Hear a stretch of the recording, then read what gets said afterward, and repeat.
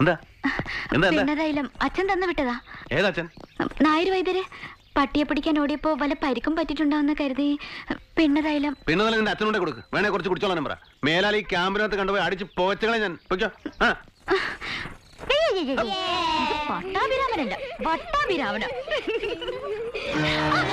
ഇവിടെ പാടി എന്താ ഇവിടെ കുറച്ചു ദിവസമായാലും ഇവിടെ കിടന്ന് ഇങ്ങനെ കറങ്ങണു. ആരെ കാണാനാ? ആരെയും കാണാനല്ല. എന്താ കയ്യില്? നോക്കട്ടെ, കാണിക്കേ. നോക്കട്ടടി. എന്താ ഇത്? പിന്നതൈലം. പിണ്ണതയിലോ? ആർക്ക്?